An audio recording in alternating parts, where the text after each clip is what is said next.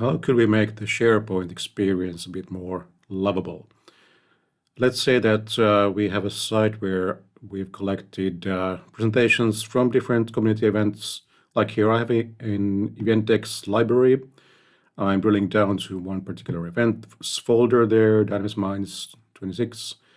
And so I have a folders for the actual event materials there, which will then reveal decks either in PDF or PPTX format from the event. And yeah, so this is very factual. It's got all the metadata there, columns there, but it's not really nice for browsing the actual content of those decks, or either like browsing what has been presented in a single event. Now we can do a lot of stuff with just the built-in features of SharePoint today by leveraging AI. And in this case, what I've done is that I decided to create a custom view layout that presents these decks in as a card format, so we can pick up the cover pages there and bring in information about the event, presenters, tracks, and all those things, and then make it easier to get to viewing those files from there. And this is pretty good. I mean, it's a lot nicer than the default experience. What did it take? Well, I had to chat with, in this case, Claude a bit. And what I did was that I leveraged the format view option here for adding custom JSON for how actually the view here is rendered. I have no idea what this JSON actually does, but it's something that any LLM today will be able to figure out if you give it the right link to the syntax that, okay, this is how SharePoint works.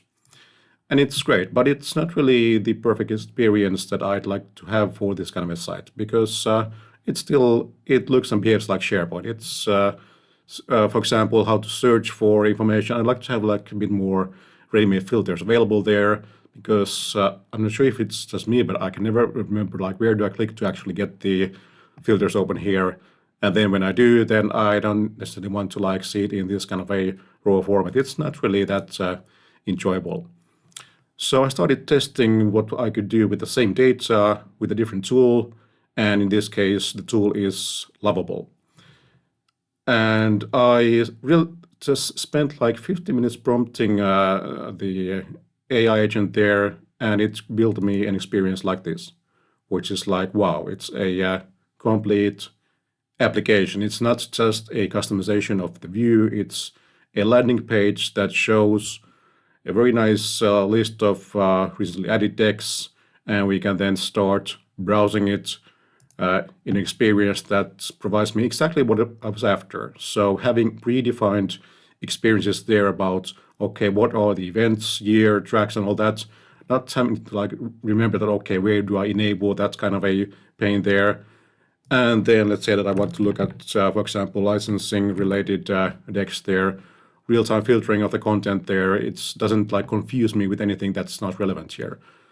And then when I want to go and look at the presentation, then not only do I have the preview here of the actual deck to browse through, but I also was able to then add something that's, I don't know, is it like impossible? It's really hard to do in SharePoint, which would be to have a notes pane here that I could then add with my own notes here, add tags about, for example, licensing, and then save that all back to SharePoint. So kind of a next level experience, and really it all just took a few prompts with Lovable, and then using their ability to connect with SharePoint. So all this data still lives in SharePoint. It's not copied into any other database. It comes from there. It goes through all the 200 plus decks that are in the library. When I add new event decks there, it's going to get updated. It's going to be an app that I own. How did I actually make that happen? Let's look at the maker experience next.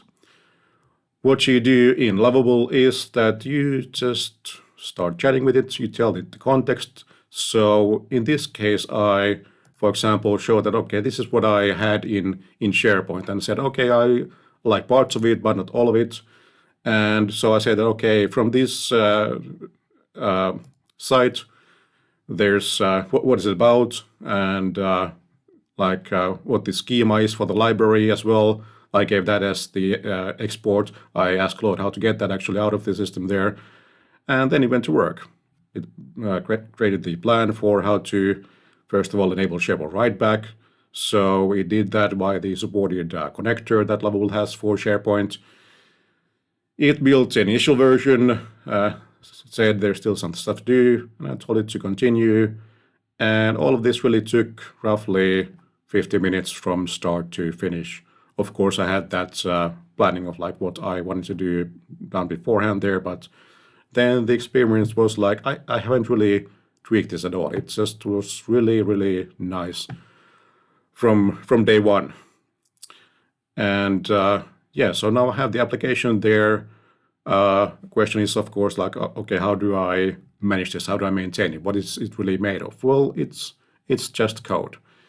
It's we can see all the code here. We could ask questions about it from Lovable about how it works, if I would understand how what these TypeScript files mean.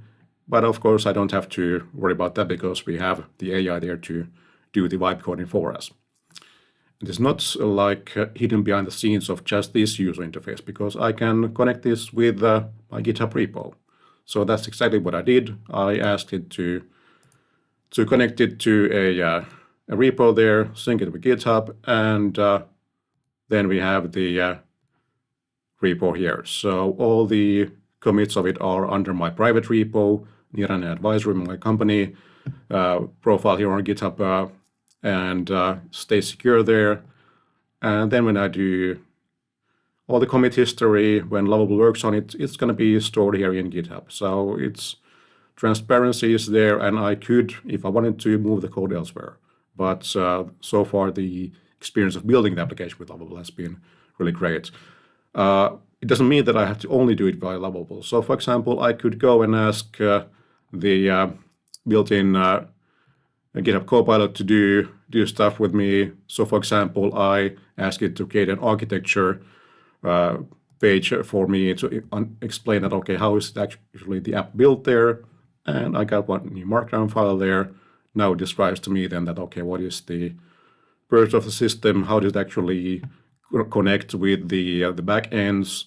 So here we can see that it's a React/Tanstack application template there.